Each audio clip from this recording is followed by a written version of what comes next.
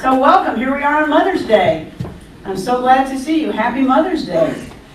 Today, we are going to celebrate mothers, grandmothers, stepmothers, all of us who exhibit that mothering energy. I've been saying Happy Mother's Day to everyone. And some people have looked at me in complete confusion because they have been men. And I say, no. I mean, with women, I could at least make a mistake. With men, we're going somewhere entirely different. But I say no because we all have that mothering energy. We all have that loving energy, and that's what we're going to talk about today. So my topic today is mothers and magic. And I got to tell you, sometimes the universe just hands you circumstances that make things way more funny than they should be otherwise, based on my last couple weeks. Those of you to whom I have spoken and complained, because those are pretty much the same things, know that my wife, who I devoutly hope will never watch this talk, has been out of town for 2 weeks. She's been out of the country on vacation, which I think is great because everybody gets a vacation. Every time I pick up the phone and I say, honey, what are you doing? She goes, I've been walking on the beach. I'm like, that's lovely, that's great. And I'm glad she's walking on the beach because that's good. But anyway, we are here. My daughter Catherine's in the audience, and she knows that we have had the meals, 3 dogs, one of which is a puppy that does not get along with the others, the cat, the house, the stuff. It's just been astonishing, as I'm sure many of you can probably relate to. I won't call for a show of hands. But to ask me to ruminate today on how magical motherhood is may not be the best timing. Or to ask Catherine to get up and give a testimonial on how magical daughterhood is.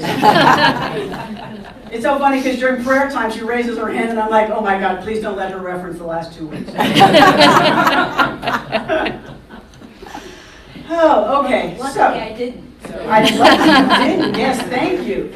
Then I considered the history of this holiday, the history of Mother's Day, and I realized it is not meant to celebrate what is easy. It was not a holiday for the faint-hearted. So what I'd like to do is tell you a little bit about it. The first mention, because you know me, I love trivia.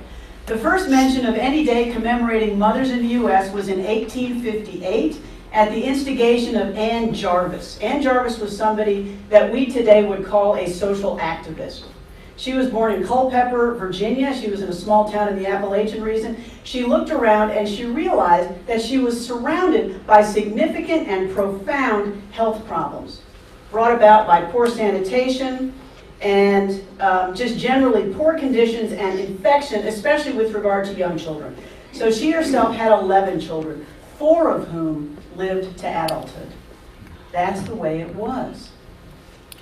So she sought to create a Mother's Work Day as a day in which mothers could work for disease prevention, better sanitation, in an effort to prevent this childhood mortality rate. After the Civil War started, her vision widened. She worked to improve sanitary conditions in both the Union and Confederate camps. Because what killed more people in the Civil War than shooting them? Disease, infection. Exactly, the conditions were terrible. So after the war, Ann Jarvis, who did not give up, this is a hint, saw another need for healing, and she shifted her work to focus on reconciliation between the Union and the Confederate camps, despite significant personal risk.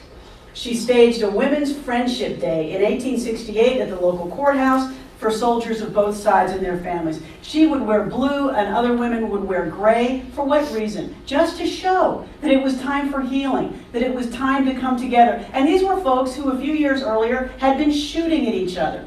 But she said, no, it is time to come together and remember that we are one community. Her goal was to remind them that they looked toward a shared future, whether they saw it that way or not.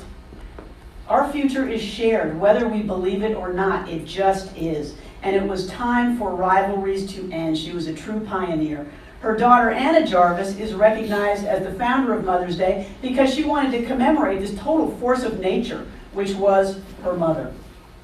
Ann Jarvis also greatly influenced the 19th century prominent American abolitionist, social activist, and poet Julia Ward Howe. Okay, here's my quiz, and this is a test. What did she write? Julia Ward Howe. Battle Hymn of the Republic. Yes! The Battle Hymn of the Republic. Okay, there you go. Sydney gets an A. She's a plant. She's a Sydney plant. always gets an A. That's right. That's why Sydney sits there, because we get together and she knows these answers anyway. So Julia Ward Howe was also greatly affected by the carnage of the Civil War. Using the example of Anne Jarvis, she determined to call upon the strengths of women, the strengths of motherhood, to end the carnage and end to war itself. God bless her. While she no doubt had a sentimental view of motherhood, Howe saw mothers as change agents. Perhaps the group in society that had the biggest stake. Why? Because we have the children. The sons, the daughters, that when they go out, they either thrive or they suffer. And they do it in large part based upon the society that we give them. Julia Ward Howe saw that mothers had the energy and the vision and the stake to make a difference. Mothers stop at nothing to keep their families safe. She believed that same energy could be writ large and addressed to the larger communities, to make our world safe, to make our world a better place. In 1870, she wrote her Mother's Day Proclamation, which is a call to action asking all mothers to leave their homes for a day a year to work for peace and reconciliation. This is what she wrote. Arise then, women of this day. Arise, all women who have hearts, whether our baptism be that of water or of fears. Our sons shall not be taken from us, to unlearn all that we have been able to teach them of charity, mercy, and patience. We women of one country will be too tender of those of another country to allow our sons to be trained to injure theirs. From the bosom of the devastated earth, a voice goes up with our own. It says, disarm, disarm. The sword of murder is not the balance of justice. That's Mother's Day. And it's so funny because what have we done to it now? We go to brunch. You know, and we bake cakes. And all that's good. But sometimes it's good to remember the steely energy, the backbone that forged this holiday. She went on to ask for a Congress of Women to meet, to promote the alliance of different nationalities, the amicable settlement of international questions, the great and general interests of peace. I think we need another one of those days, don't you? I think we need another Mother's Day for Peace. That was the day she envisioned. It was called a Mother's Day for Peace, to be held on a Sunday in June. Indeed, this day was celebrated in certain communities for the next 30 years. So it was the efforts of these women that really generated the beginning of Mother's Day. And as you can see, it was not a holiday of brunch and roses. It was not a holiday for sissies or for the faint-hearted. Anne Jarvis and Julia Ward Howe and later women saw this day as a call to communicate, to connect, to get out and hit the streets and raise a consciousness of connection and peace and healing. They recognized the transformational power of this motherhood energy. And that's why I'm saying Happy Mother's Day to everybody, because we all have it. To make a difference in our world, not just our families, that's where you start, but to get out and use that same steely backbone to get out and make a difference in our world. We all have that energy to preserve, to make safe, to heal, to protect, whether we are actual mothers or not. Whether we have a good relationship to our mothers, or whether we have children who appreciate what we've done. We don't worry about that. Those relationships are complex. Mother's Day is tough for some people because they have problematic relations with their mothers. They may have children who are estranged from them. It can be a tough holiday, but not if we celebrate that mothering energy that we all have. That's the bigger picture. That is the change agent that can make our world a better place. So what are some of the attributes that I admired about these women that I've talked about? First, they didn't wait to formulate policy agendas, 10-step plans, complex plans of actions and milestones. They didn't make it too complicated. And they didn't wait to step out because there was only one of them. They just did it. They stepped out, even if it was just them, and they sought to apply the basic principles we all know to be absolutely transformational. Love, forgiveness, compassion, and connection. Those are the qualities that make the difference. They also recognized the healing power of relationship, right? What did they try to do? What did they do at that Women's Day at the courthouse? They brought people together. That is what makes the difference. The energy of motherhood is the energy of connection, of loving and constant support. We do not do well when we are left alone. What's the worst thing you can do to somebody is put them in solitary confinement. It makes them crazy. We are not people who do well when we are unconnected. We are made to be together, to gain strength and support from each other. Ideally, the first person we do that with is a parent, right? That's where we learn. What do we learn? We learn to love, and we learn that we are lovable. Two critical questions, two critical things that we need to know. Now, the lesson that we are lovable or that we can love, that may get a little shaken over time as we get out the front door and we learn what life does to us. But hopefully we keep the capacity to maintain relationship, to seek connection, knowing it only strengthens us. When we do that, we make our world a better place by taking that energy of unconditional love, unconditional connection out into our world as we move beyond our families out into the broader community. Now more than ever, who got on the internet this morning and read the news? I did, right? We heard some of it in prayer time. It is taxing. It is challenging. We need this energy more than ever. Our communities are looking at all of us to be brave, to step out, even just one of us to start and make the difference, reaching out to others, whether they are in our tribe or whether they are not. In recent years, we have seen so much of our social fabric fraying and the impact of that stress on us individually and collectively. You know, I have friends and I just say, what's wrong? And they say, I just feel out of balance.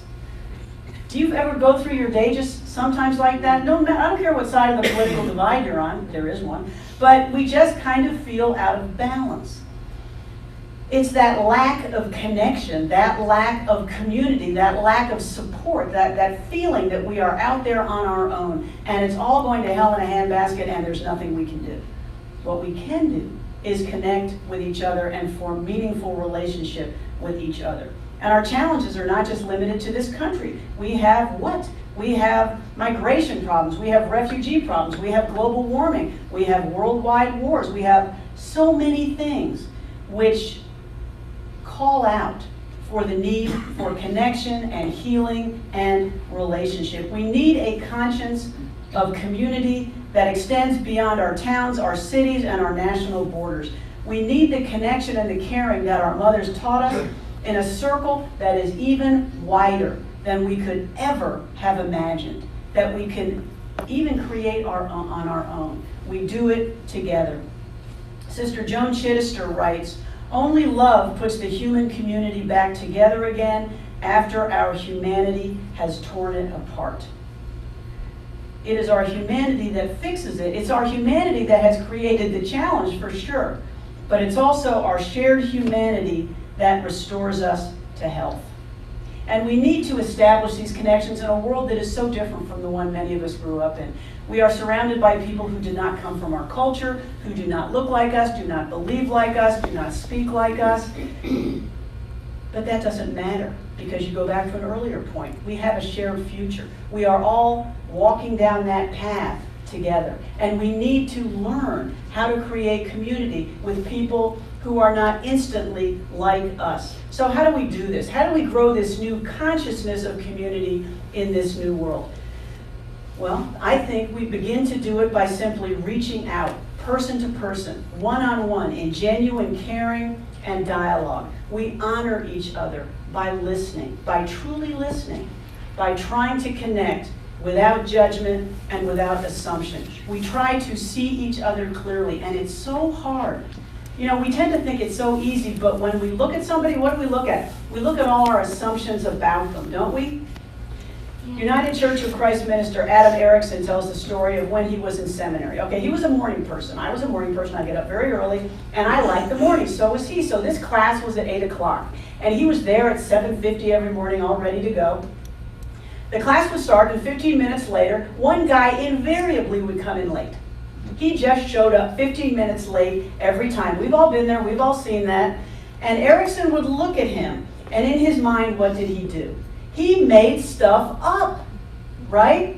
He didn't know why this guy was late, but all of a sudden, he was lazy. He hadn't done the homework. He had been out later the last night partying. He didn't care about being disruptive. The reasons were always negative, and he continued to make them up. So he goes home, and he talks to his wife about this guy who always comes in late. He's disruptive. He doesn't care. And his wife, Erickson described this as a moment of clarity and grace. His wife looked at him and she said, "You have no idea why he's late." And he was like, "You're right. I am just making all this stuff up." He had no idea why he arrived late. Instead of giving himself the possibility of being in relationship with this guy, of being in a loving space with this guy, he had made him the bad guy, and he had done that to make himself the good guy. Because when I make you bad, it means that I'm better. When I make you insufficient, it means that I'm doing a much better job. And what did that do? It created resentment, it created judgment, and it poisoned the relationship, and it poisoned him. We do these things to ourselves. So what did he learn that day? What a powerful lesson. He learned about unconditional love, which is, I think, why we like Mother's Day. Because it's the one human relationship that, in our view, is based on unconditional love. Whether it actually is or not, that's the way we see mother's love. It's not based on your accomplishments, on your looks, on your waistline, on your income, on whether you are a good or a not so good person. It flows to us anyway. It's like the love of the universe. It's like the support and the energy we get from the divine, from ultimate reality, from God. It is not based on anything we do. There is nothing we can do to get more of it, and there is nothing we can do to lose what we have. It is absolutely unconditional. That is grace. That is the love that we are challenged to give to each other. Why? Because when we do, we channel the truth of who we are. That is what made us. What does the Christian scripture say? The rain falls on the evil and the good at the same time. We all get it. It's not how good we are. It's not how perfect we are. It's not how much we try.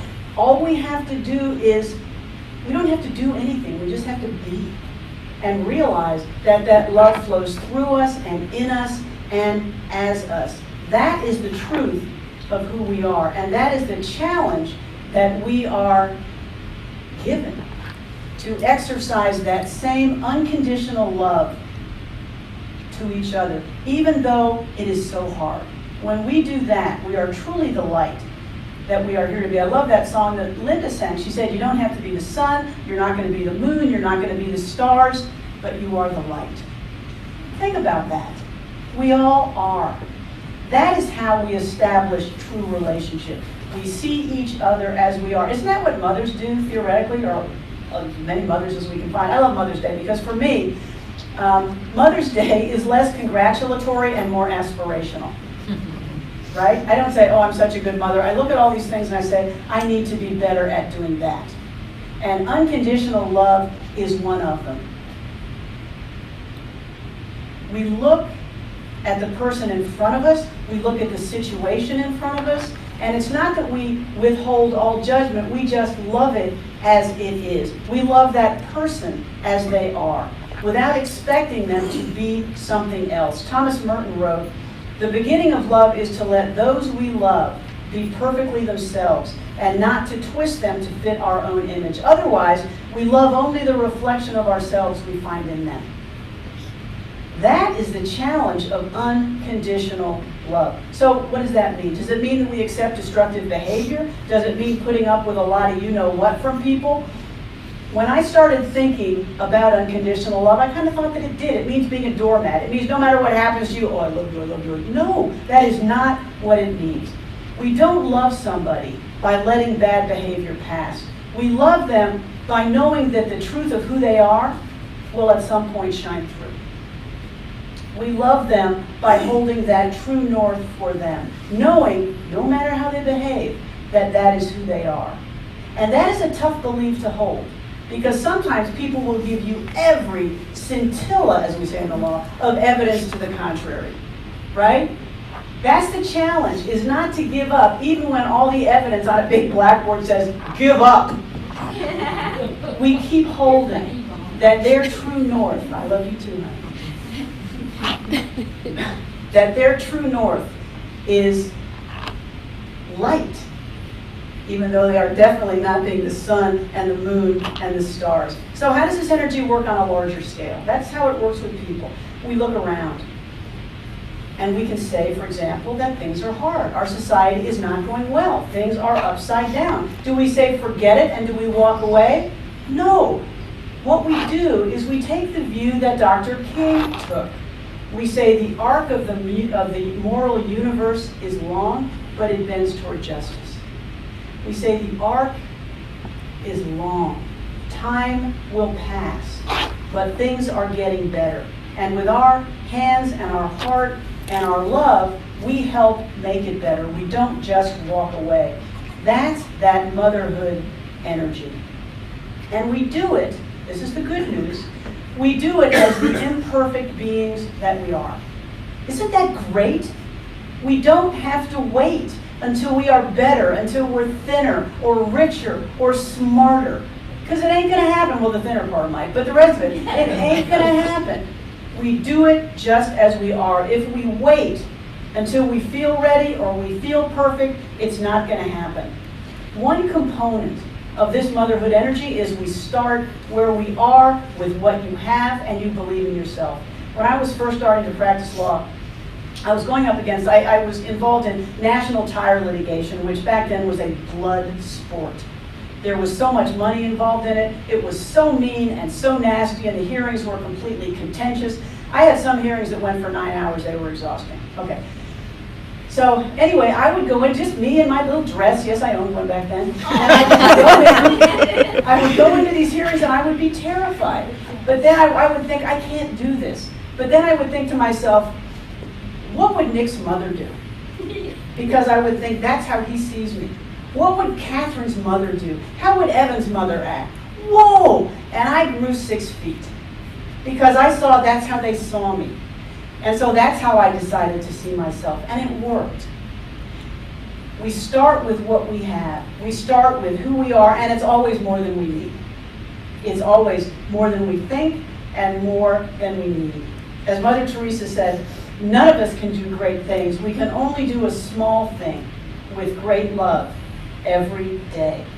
We take that same unconditional love and we extend it to ourselves. Right? We're the first ones we should extend it to. And for mothers, that's very hard. Because one of the things that we do as mothers is we fall victim to so many of the myths of motherhood. And the rest of us, everyone else does it too. There are always images out there and ideals out there that you are supposed to be. So instead of going out and just facing the world as yourself, bringing your gifts to the world, we spend our lives wishing that we were somebody else, that we were doing it better, that we were living up to whatever the author of the last book we read said. So I went on the internet, and just for fun, because it's all about fun, I found some motherhood myths. Okay, now as we all know, the person who stands up here is the expert, right? So today that's me. These are all garbage, okay? So write them down, you'll feel better. But it's an example of how we all tell ourselves that we have to live up to things we can never possibly attain. You should love being a mom all the time. Yeah, right. Show of hands. Okay. It should come naturally to you. I think not.